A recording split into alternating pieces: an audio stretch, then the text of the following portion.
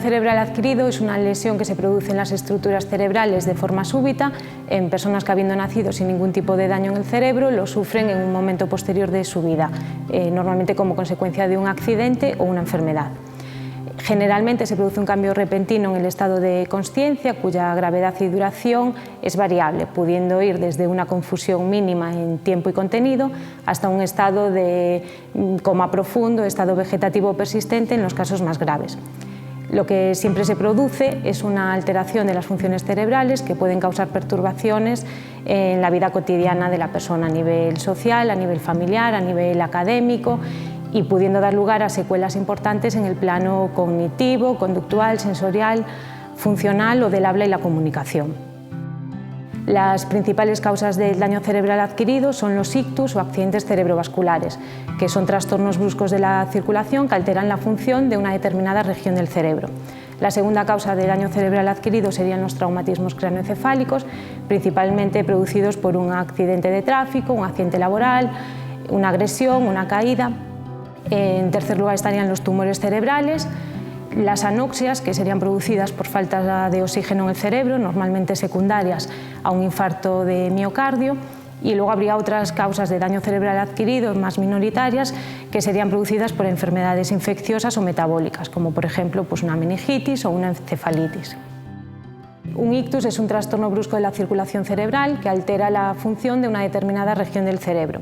También se le llama accidentes cerebrovasculares, derrame cerebral, embolia, hemorragia o simplemente infarto cerebral. Pueden ser de dos tipos, isquémicos e hemorrágicos. Los ictus isquémicos son los mayoritarios, generalmente en torno a un 80% de los casos, y se producen por una obstrucción de un vaso sanguíneo. Los ictus hemorrágicos se producen por la rotura de un vaso sanguíneo. Es importante destacar que es la primera causa de daño cerebral en España, que es la primera causa de discapacidad en adultos y que es la primera causa de muerte en mujeres y la segunda en hombres. El daño cerebral adquirido puede dar lugar a una serie de secuelas que no se tienen que dar ni en todas las personas ni en la misma intensidad, sino que dependen del área del cerebro afectada. Las principales secuelas a nivel motor podría ser la inmovilidad de un lado del cuerpo, lo que se conoce como hemiplegia, trastornos de la marcha o trastornos del tono postural. También se pueden dar secuelas a nivel sensitivo o sensorial, con afectación de la sensibilidad, afectación visual, del olfato, gusto, audición. Las secuelas a nivel orgánico pueden ir desde una traqueotomía a problemas en el control de esfínteres, alteraciones respiratorias. Los trastornos del habla y de la comunicación, del lenguaje, principalmente son la afasia y la disartria. Y los trastornos de la deglución, lo que se conoce como disfagia, que es la dificultad para tragar alimentos, tanto sólidos como líquidos. Las secuelas en el plano cognitivo afectan principalmente a la capacidad de orientación, de atención, de memoria, a los trastornos del cálculo y a las funciones ejecutivas. Las alteraciones en el plano perceptivo, como puede ser una heminegligencia, un trastorno del esquema corporal o la agnosia. Las alteraciones a nivel conductual más frecuentes suelen ser la impulsividad, la desinhibición, agresividad, infantilismo e inadecuación a situaciones sociales. Las alteraciones en el plano emocional hacen referencia a la ansiedad, a la depresión o a la apatía. En el plano psicosocial suele aparecer dificultad para el manejo de situaciones sociales, falta de habilidades y falta de conciencia de déficit. Y la secuela más grave afectaría al nivel de alerta, que iría desde un estado de coma a un estado de síndrome de vigilia sin respuesta o estado vegetativo o de mínima consciencia. ¿Se puede prevenir un ictus? Sí se puede si atendemos a los factores de riesgo. Hay factores de riesgo no modificables, como puede ser la edad, el sexo, las malformaciones arteriovenosas o los factores genéticos, pero hay otros factores de riesgo que sí que son modificables y ahí es donde podemos incidir, como es la hipertensión, el colesterol, la diabetes, enfermedades cardíacas, el sedentarismo, el consumo de tóxicos como alcohol, tabaco u otras drogas y el estrés.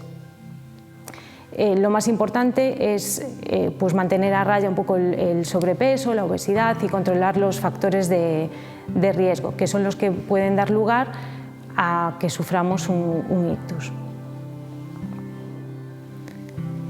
Las recomendaciones generales para prevenir un daño cerebral adquirido incidirían en los hábitos de vida saludable, mantener una dieta equilibrada, evitar la obesidad, practicar deporte con regularidad, evitar el tabaquismo, el consumo de alcohol y drogas, controles periódicos de tensión y colesterol y, sobre todo, en cuanto a traumatismos craneoencefálicos, sobre todo, prevención y seguridad vial. Utilizar el cinturón de seguridad, casco, tanto como cuando vamos en moto como en bici, y cuando vamos de peatones también a atender a las normas de circulación.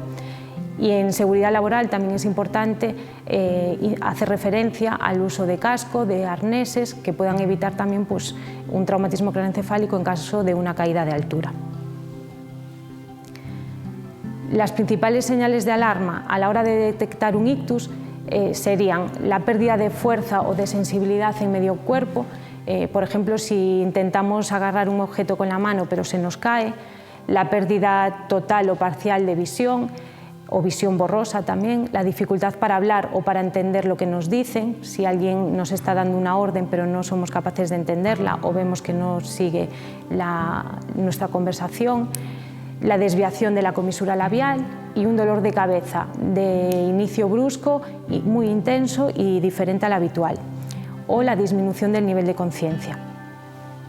En caso de que se presenten señales de alarma, es importante actuar con rapidez. En ese momento habrá que llamar inmediatamente al 061 o al 112, no administrar ninguna medicación, porque en ese momento no sabemos si estamos ante un ictus hemorrágico o isquémico y podemos agravar la situación, y si podemos, si la sabemos, apuntamos la hora de inicio de los síntomas.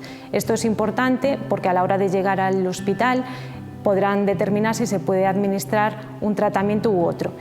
Como siempre decimos, cada minuto cuenta.